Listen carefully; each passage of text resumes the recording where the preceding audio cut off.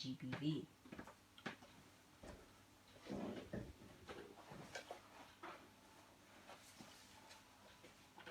Well, in the studio, I have Mnyara Zindi. He's a representative from Shanduko Foundation. And I also have Annabelle Nyamunga. She's a victim of GBV. She'll be telling us more on the experience. And we also have the junior MP from Harare West. That's Gretel Gaza. It is a very good morning to you, ladies and gentlemen. Welcome to Classic 260 Radio. Thank you very much. Thank you. All right. Well,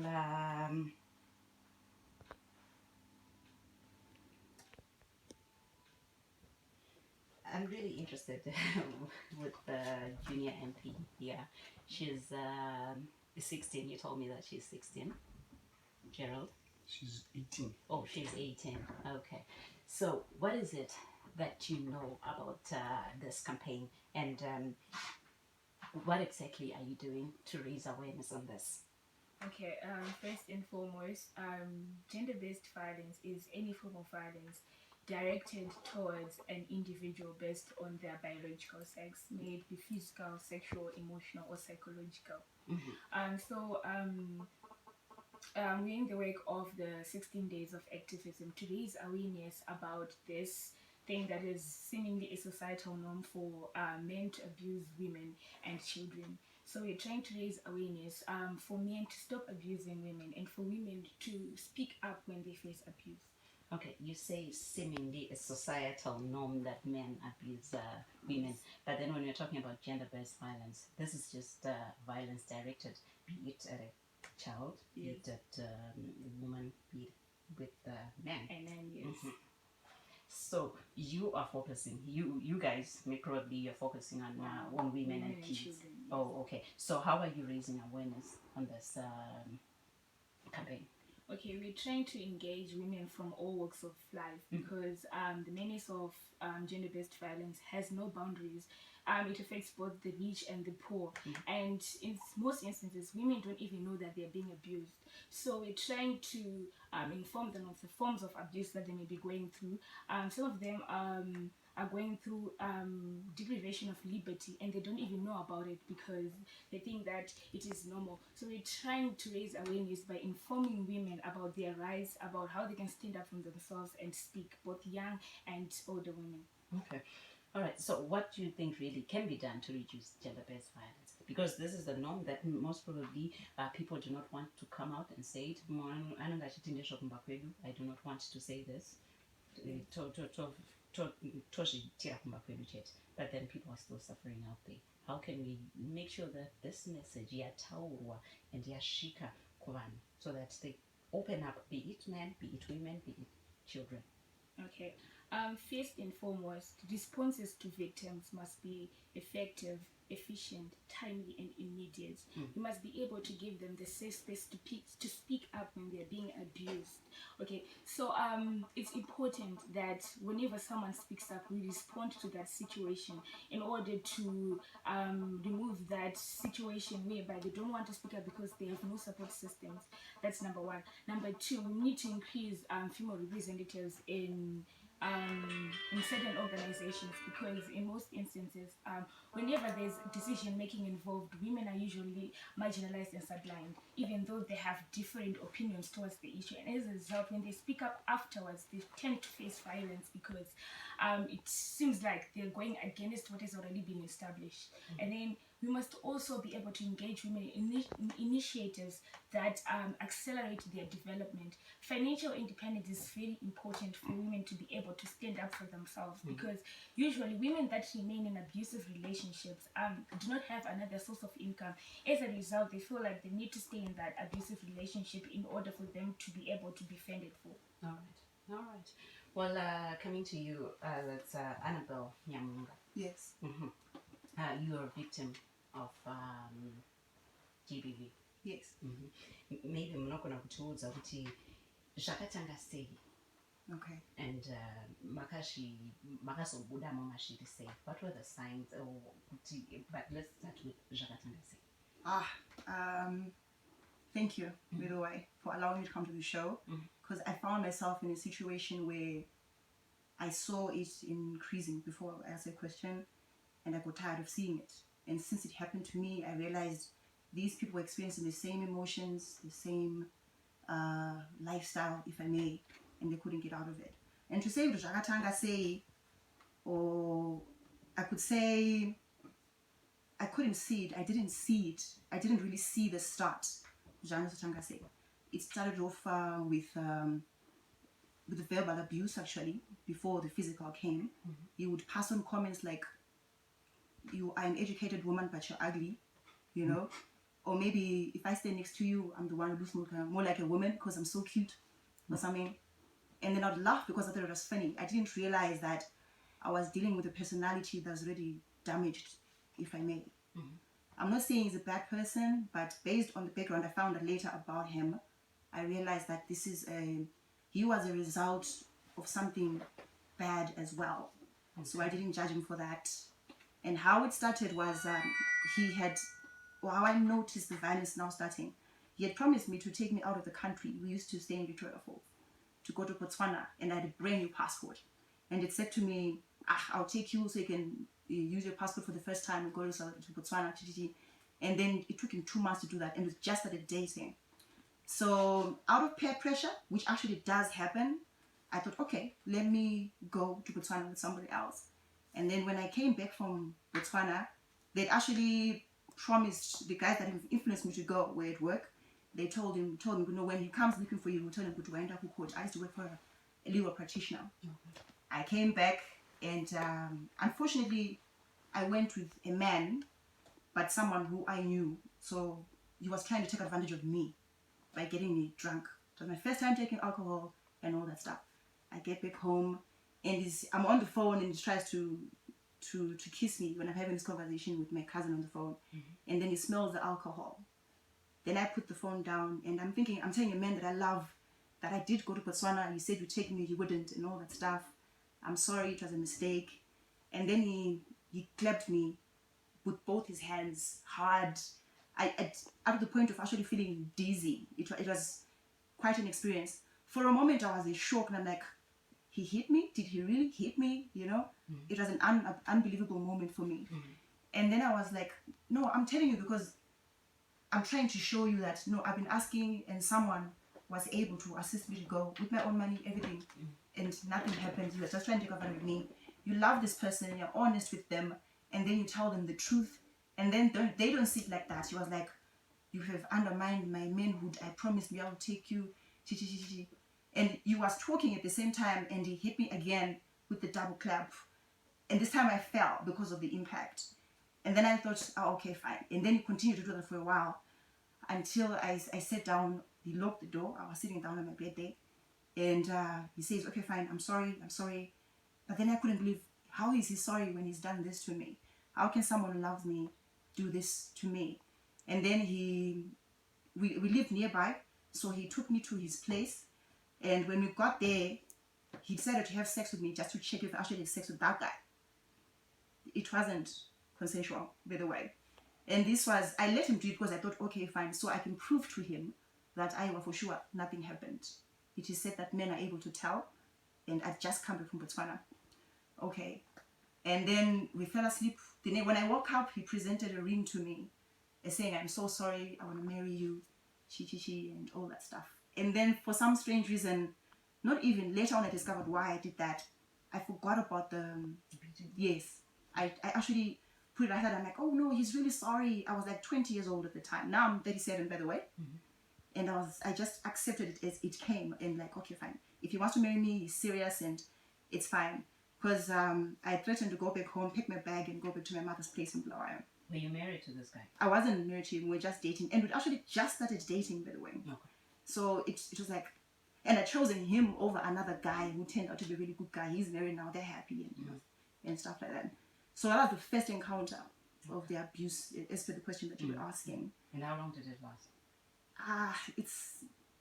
After that, that's when the true color started coming out, and I was like, okay, fine, what am I seeing here? What's going on? And if I try and talk to him about it, you'd keep apologizing. Remember, the message was new. I'm sorry, I'm not going to do it again. And you just keep forgiving. And because you're forgiving this person, some of us would think it's okay to say, because I've forgiven you, promise you actually do it. You promised. But he never changed. It actually got worse. So, yeah. And if it wasn't a physical violation, it was verbal, or it was going to be a sexual one. He felt like he had a right over me as his girlfriend and stuff. The worst part also was he never met my family, and it's only been like just a few months, and slightly just before my birthday. So, yeah, it's they don't stop. You must understand that the moment they start doing this, it doesn't come to an end, it gets worse. And I'm sure during the course of the conversation, you will see exactly what I'm talking about. I almost lost my life. We had a daughter together after that. I stayed up to the point of having a child, up to the point of getting married to this person. But then it's just, all I can tell you now is it gets worse. Okay. Annabelle, you were not married to this person, but then he was physically abusing you. Why could you not report it to... Why, did you talk to someone? I mean, this guy had no... I mean, you were not married to him. Yes. He had no right over you in any way. You were just dating. Didn't you feel that you could talk to someone, maybe a counselor from church, if you couldn't approach your parents, or someone else, just to tell them what you're going through? Okay. The first time it happened, I was talking to my cousin on the phone, and I told her that I'd gone to Botswana, and she says, if it's in the village, I'm jelly. You know, otherwise it's going to hurt you and whatnot. So I was also new in the town, and it was new to me. On a personal level, no one had ever hit me before. So at the time, you'd be thinking, okay, fine, you don't think about all those things when it's happening to you. You'll be just thinking, I have to, and I'm a curious kind of character. So I wanted to find out, what am I seeing here? What is he doing? Why is he doing it? But if he's doing it, I love him. Let me try and fix him. That's another thing also that I was going through. Let me try and help him. I wasn't joined to any church. So you actually thought the more he was violating you, yeah, you could actually stay in the relationship and probably help him. Or maybe you would stop. Yes, I actually thought that by staying in the relationship, he would stop. By showing how much I loved him, perhaps the gradient or the value or the massiveness of my love would make him believe that he mustn't be beating me in the first place. Unfortunately, it got worse. So how did you move on from this? How did you walk away from all this? That's a very good question. That first encounter became years, by the way. About 2 years after the relationship, I got pregnant. You know, when you love someone, especially as a woman, you give your body, unfortunately, especially in this modern game, you give your mind, you give your focus. You can even put aside to become out at work to be with this person, because they're so important to you. So you give them everything. And then it ended up being a point where we actually got a baby.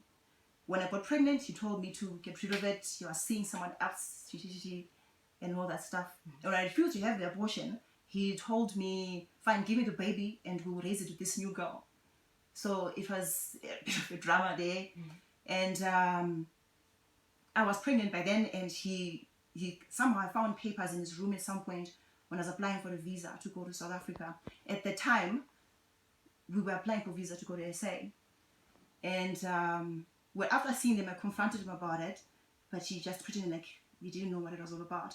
And then about 24 hours after I saw the documents, he was gone, and I was pregnant. Okay, and then it was around 2007 at the time when things in Zimbabwe were getting really, really, really bad. So I thought, okay, fine, I know he's in SA. I want my daughter's life to be better. And I could just migrate from one country to another for the sake of survival. And I thought, okay, fine, this is the solution to my daughter's life. Let me do it for her. I told him I didn't want to marry him because of this, because I didn't understand, why would someone who loves me hurt me? And then my mother was against it. Don't go, let us take care of you. But yeah, I was stubborn. This guy is abusing. Oh, they didn't have an idea. I didn't even actually have an actual idea. I actually had to, later on when it got worse, that's when I said, you know what, I need to tell them what's going on. The reason why it also got worse was I left my own country pregnant to give birth to the child there for her own survival, only to put myself in the lion's den. I knew it was dangerous, but I was thinking about her. You know when women say, "Do garavana," with all due respect, people, it's better for you to live for your kids in order to live for your kids. I don't know if that makes any sense to some of you. you'd rather be alive for the children than stay with the kids saying they need a father, they need what. But those fathers or those mothers in some cases are the reason why the kids end up like the father of my child. He saw from his own experience. His father was doing it to his mom and she stayed. And he says to me, my mother stayed when this was happening to her. So why should you leave? You know, he thought it was normal or something. But then I realized that the big problem was, even if he thought it was normal, when I talked about it to some people, he would come to me, I tell them, which means he knew the difference between right and wrong, but he still chose to do this particular thing. So I go to SA and I'm pregnant. And I remember it was a very difficult pregnancy because I was huge, you know. I'll say, come and scrub my back, and go scrub your own back and something like that. Come and help me carry this huge yourself. I'm pregnant, by the way, you know. And then she was born about when she was around 6 months old. I'm now populating a lot of things here so you understand the kind of character that they've got, certain characteristics or symptoms that they have for you to be able to identify them in different ways.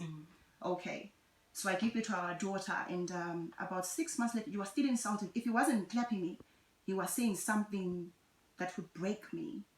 You can't cook, you can't what. I wasn't really domesticated because I grew up with maids at home. I had a very stable childhood. Everything was in order, and you come to this, it's new, you don't know. That's why I didn't really say anything, because it was new to me.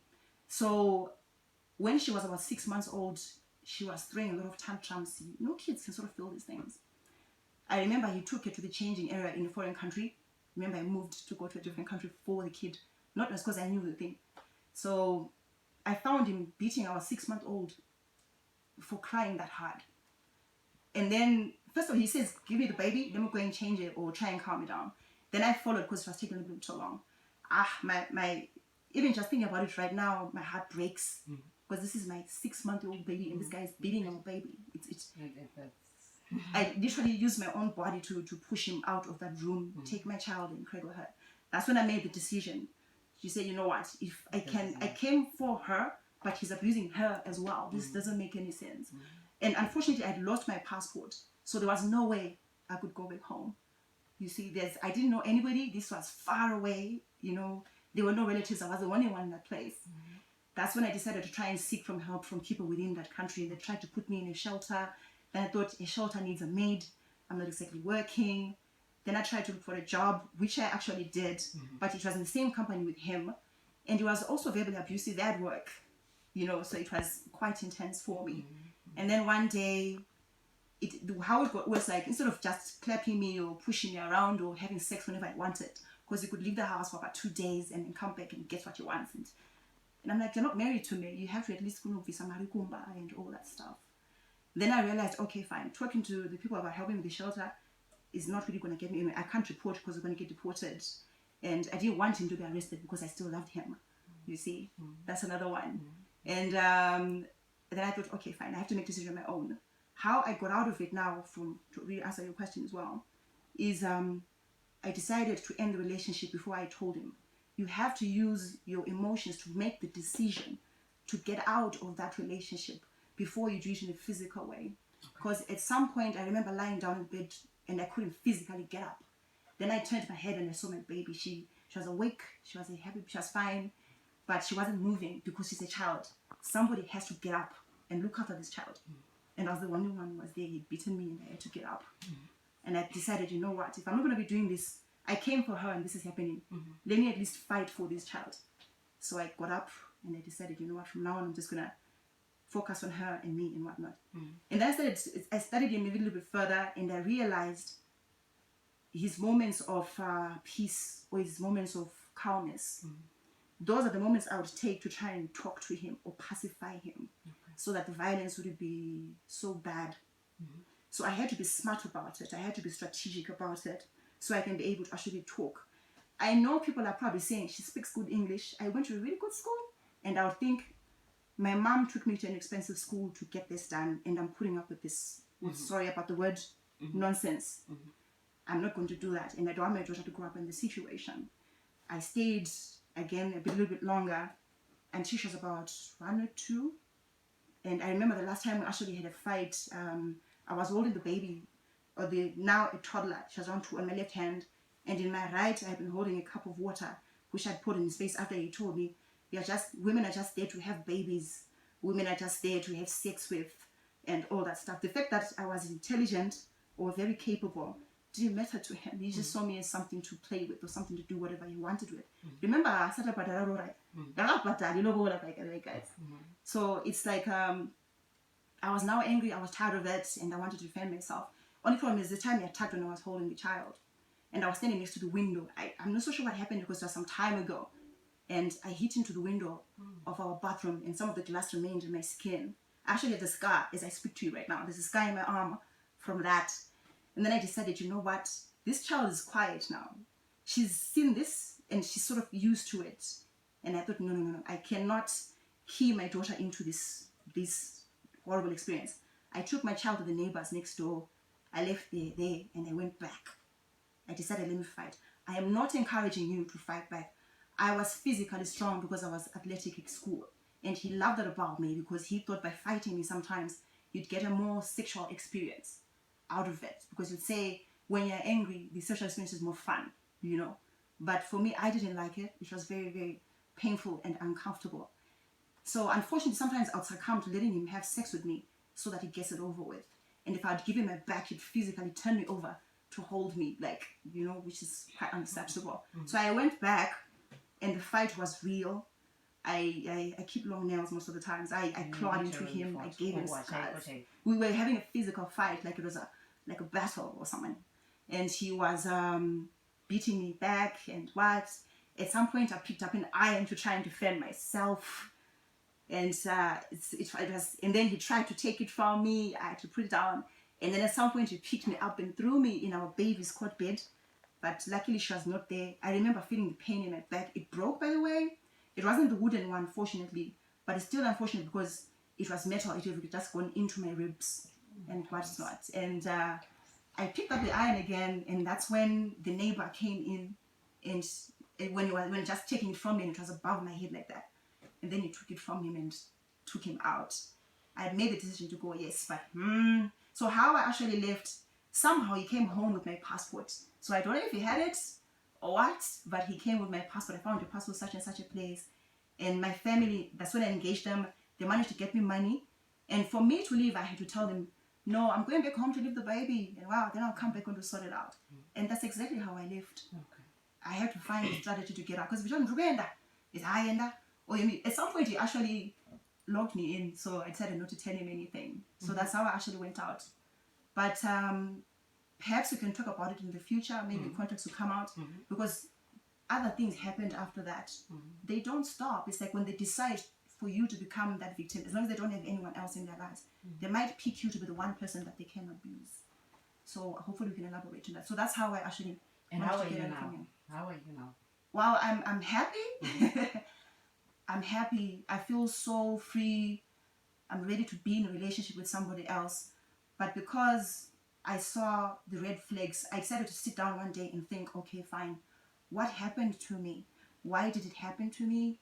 What were the red flags and everything? The red flags didn't come in form of violence. No, they came in small things. Let me give an example. At some point, I was walking to my place with him, and there was this spider on my shoulder. And he was looking at me funny. I'm like, what are you looking at? And then he's just smiling and laughing about it. It was a spider. Guys, it was a spider. I'm a woman. You know how it is. And then he was laughing about it. And then, of course, there's a spider on your shoulder. He just looks at me and doesn't do anything about it. Then I screamed and I took it off. And he laughed his heart out like he found it funny. And sometimes when the abuse was happening, he seemed to enjoy the sounds of my screaming or the sounds of crying that I was doing.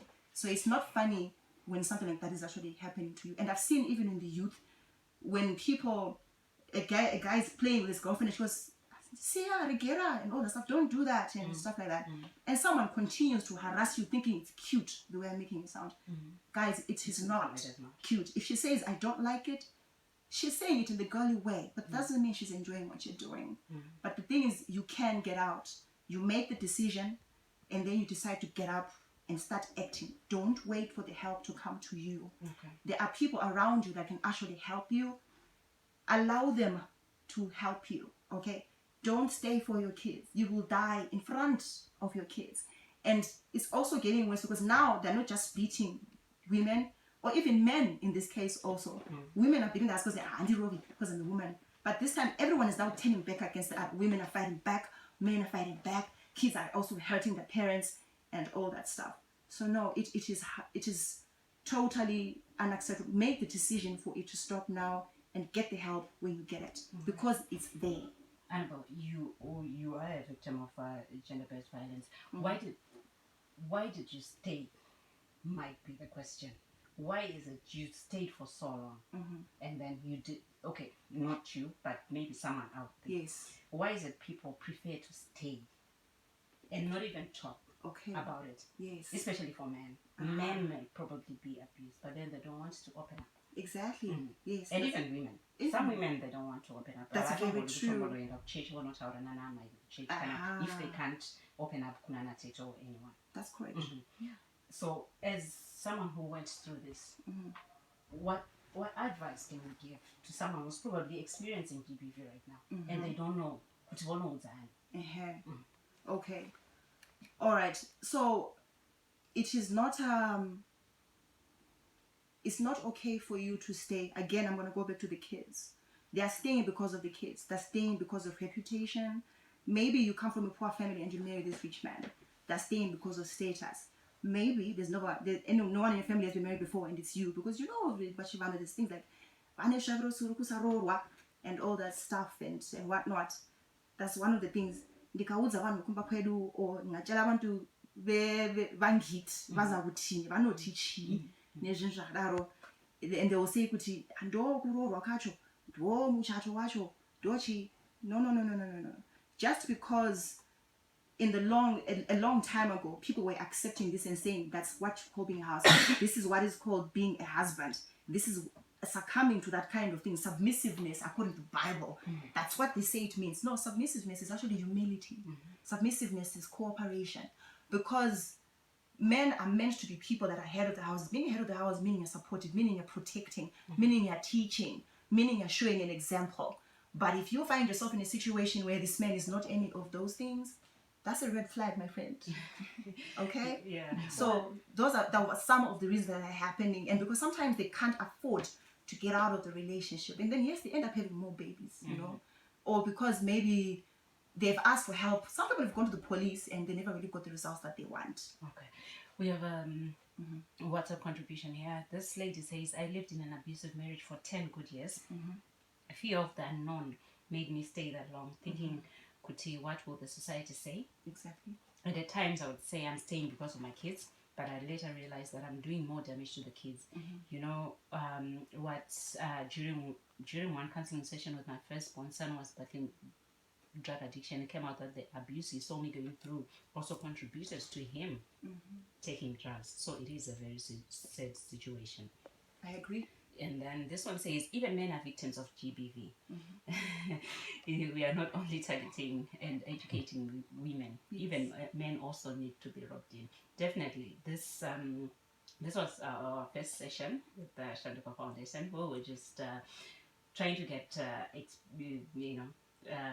more explanation from Annabelle. I'm sure next week we'll have men, if they really want to open up, they can come through to the studio and vote out exactly what Annabelle said.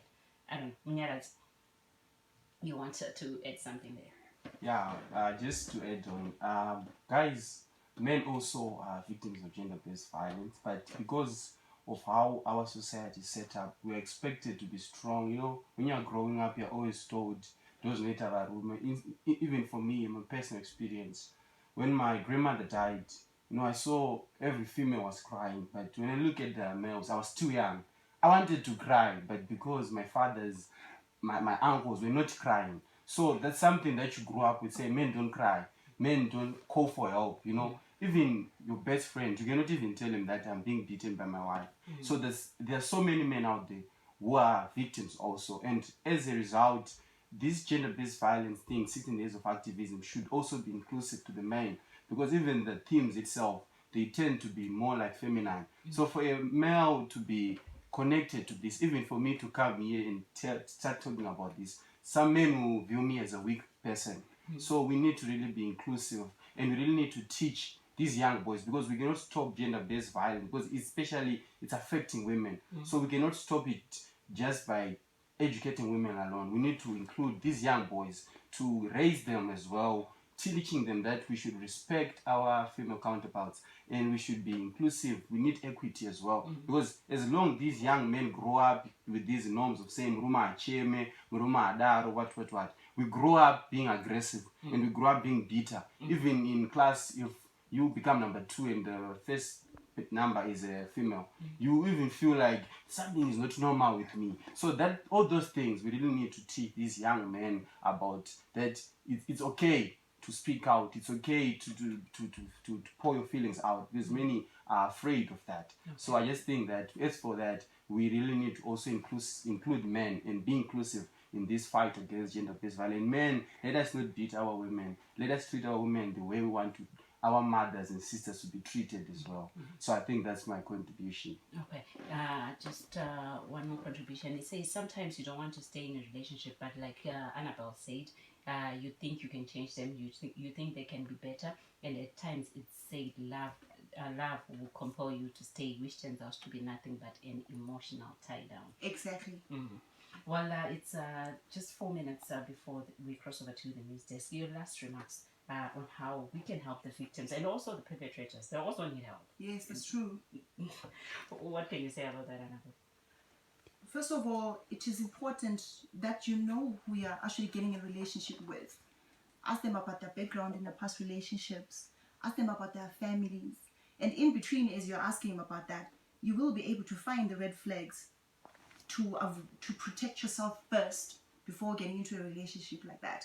And going back to the man, look, just because you were told that it's so you mustn't cry because you're a man, you will find that you suppress those emotions and put them inside you, and by the time it comes up, it's an explosion and you're taking it out on the wrong person. So it becomes a cycle. And another last thing that I'd like to contribute here, you can get out of it. You can survive it. I made it. When he threw me in our daughter's court, I made it. I was down for days, but I survived long enough to come up with a strategy to get out. So it's okay. Open up. It's all right. Cry. It was an emotion that's put in you so you can let it out when the time of pain comes. Greta?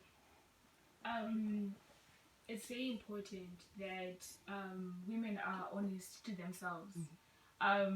It's normal to be in denial when faced with abuse, but it's important to be honest with yourself. Acknowledge that this is not the life that I want to live, and like she said, this is not the life that I would want my children to live. Learn to be able to stand up for yourself and say, no, this is not working out, let me go. Be honest with yourself. That's what I can say. Let us educate each other. Let us spread the word about 7 days of activism. We are wearing orange because we want to orange the world. It's a way of raising awareness. Let us be vigilant. And as Shanduko Foundation, we will be also hosting an event mainly to teach and educate the females about gender-based violence on the 11th of December. So if you want to get in touch with us, if you want to come, get in touch with us, and we'll also be able to give you free education from experts. So we need to raise awareness. Let us continue being inclusive. Let us continue to fight this menace. And it should not just end in the 16 days. It should become a 365 cycle where, because every day, everywhere, someone's being abused, someone's being violated. So we really need to do it continuously. Let us not the power end here. The organizations, let us add more fire. Let us educate the communities, especially those in the rural area. They are being left out. We are only doing these things online. What about those who are in the rural area? So we need to be innovative and inclusive in our fight against gender-based violence. It can end. I am sure that we can reduce it. Exactly. Thank you so much for those wise words, ladies and gentlemen.